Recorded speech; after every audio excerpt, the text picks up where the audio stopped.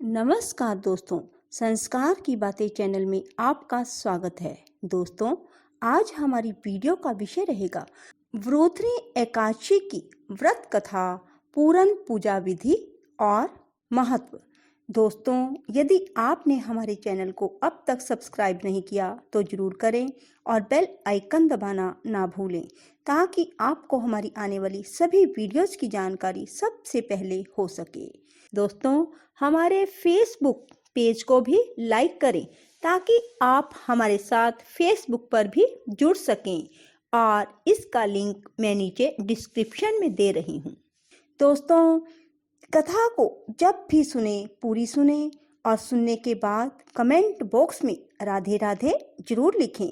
दोस्तों, यदि आपने एकादशी का व्रत नहीं भी किया तो आप वृद्धि एकादशी के व्रत की कथा को जरूर सुने, क्योंकि कथा सुनने मात्र से भी आपको बहुत पुण्य की प्राप्ति होगी। दोस्तों, जैसे कि नदियों में गंगा जी को विशेष स्थान प्राप्त है, उसी प्रकार व्रतों में एकादशी व्रत को विशेष स्थान प्राप्त है।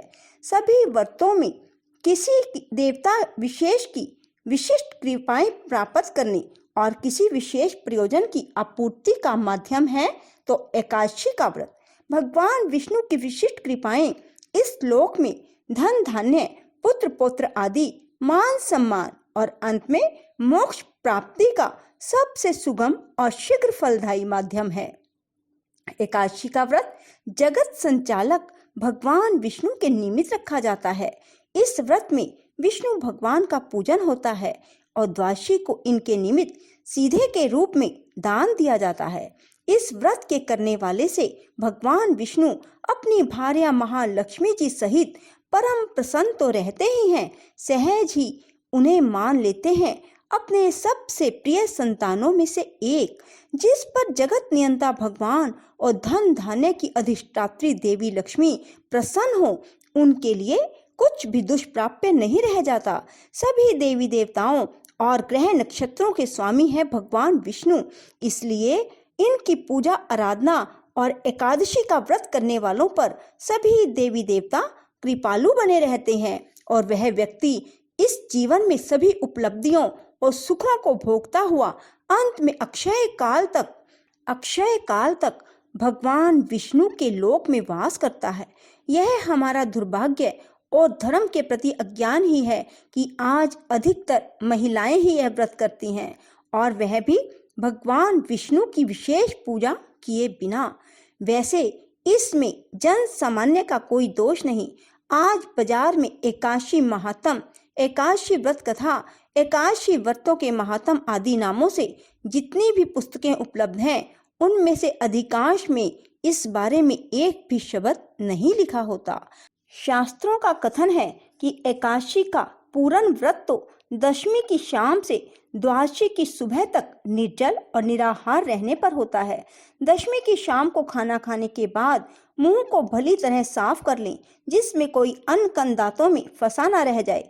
रात्रि को भूमि पर शयन करें और एकादशी को प्रातः काल ब्रह्म मुहूर्त में उठकर नित्य क्रम और पूजा आराधना के पश्चात विशेष रूप से भगवान विष्णु की विधिवत पूजा करें। पूरा दिन भगवान के पूजन, कथा, भागवत के श्रवण, भजन आदि में बिताएं और एकादशी की पूरी रात्रि जागकर भगवान का भजन, कीर्तन, पूजन आदि क्रियाओं में पूरी रात बिताएं और एक पल के लिए भी सोएं ना।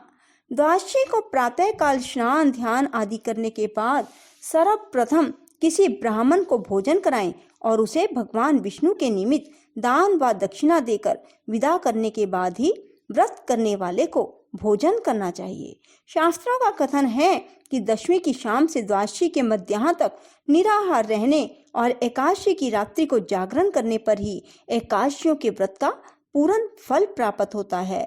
जो व्यक्ति एकादशी को निराहार रहते हैं परंतु रात्रि भर जागरण नहीं करते, उनको आधे फल की प्राप्ति होती है। जो व्यक्ति एकादशी को एक समय फलाहार करते हैं और जागरण नहीं करते उनको मात्र 1/4 फल की प्राप्ति होती है। जबकि एकादशी को अनाज खाना तो भीषण पाप है ही। प्रत्येक एकादशी को भगवान के किस रूप का पूजन किस प्रकार किया जाए और पूजन सामग्री और नैवेद्य के रूप में किन किन वस्तुओं का विशेष रूप से प्रयोग किया जाए। दोस्तों, एकादशी को भगवान विष्णु की पूजा के बाद उन्हें फूल और तुलसी दल जरूर अर्पण करें। इसके अलावा भगवान को फलों का भोग जरूर लगाएं। दोस्तों, यदि आप एकादशी की रात को भगवान विष्णु के निमित्त अखंड ज्योत अर्थात पूरी रात ज्योत जगाते हैं तो भगवान विष्णु आप पर प्रसन्न होकर आपकी हर इच्छा पूरी करते हैं। वरुधनी एकादशी। बोलो विष्णु भगवान की जय। वैशाख मास के कृष्ण पक्ष की एकादशी को अत्यंत पुण्यदायिनी और सौभाग्य प्रदायिनी वरुधनी एकादशी कहा जाता है। इस दिन भक्ति भाव से भगवान मधुसूदन की पूजा करनी चाहिए। वरुधनी एकादशी का व्रत करने से भगवान मधुसूदन की प्रसन्नता प्राप्त होती है। भगवान मधुसूदन की प्रसन्नता से संपूर्ण पापों होता है और सुख सौभाग्य की वृद्धि होती है। कामदा एकादशी का संपूर्ण वृतांत सुनने के पश्चात महाराज युधिष्ठिर ने भगवान श्री कृष्ण से विनती की, हे मधुसूदन, अब आप मुझे वैशाख मास के कृष्ण पक्ष की एकादशी के नाम, व्रत विधान और पुण्य प्रताप के बारे में विस्तार से बताइए। मधुसूदन भगवान श्री कृष्ण ने कहा, हे राजेश्वर, इस एकादशी का नाम वरुधनी है। वह सौभाग्य देने वाली, सब पापों को नष्ट करने वाली तथा अंत में मोक्ष देने वाली है।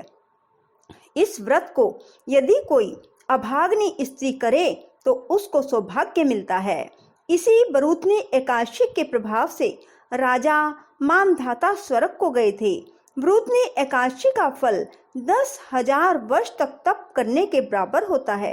कुरुक्षेत्र में सूर्य ग्रहण के समय 1,00,000 भार स्वर्ण दान करने से जो फल प्राप्त होता है वही फल वरुधनी एकादशी का व्रत करने से मिलता है।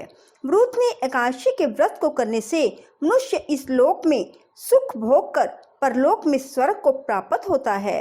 शास्त्रों में कहा गया है कि हाथी का दान घोड़े के दान से, तिलों के दान से स्वर्ण दान तथा स्वर्ण के दान से अन्न का दान श्रेष्ठ है। अन्न दान के बराबर कोई दान नहीं है। अन्न दान से देवता तीनों तृप्त हो जाते हैं। शास्त्रों में इसको कन्यादान के बराबर माना गया है। वरुधनी एकादशी के व्रत से अन्नदान तथा कन्यादान दोनों योग के बराबर फल मिलता है। जो मनुष्य लोभ के वश होकर कन्या का धन लेते हैं वे प्रलय काल तक नरक में वास करते हैं या उनको अगले जन्म में बिलाव का जन्म भोगना पड़ता है।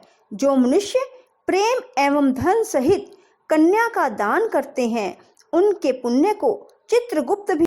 जो मनुष्य उस वरुधनी एकादशी का व्रत करते हैं उनको कन्या। एकादशी का व्रत करने वालों को दशमी के दिन निम्नलिखित 10 वस्तुओं का त्याग कर देना चाहिए।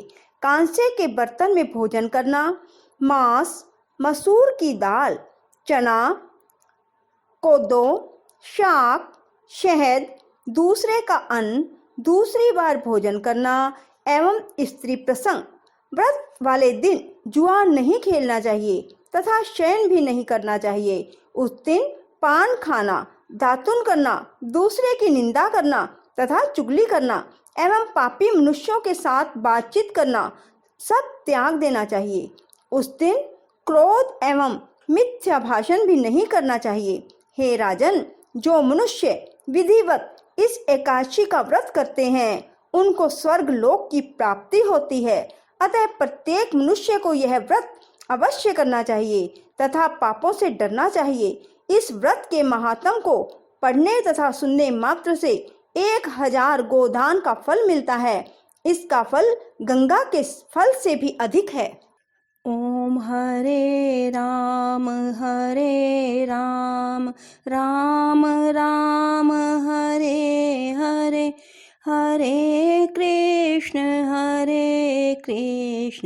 कृष्ण कृष्ण हरे हरे, हरे राम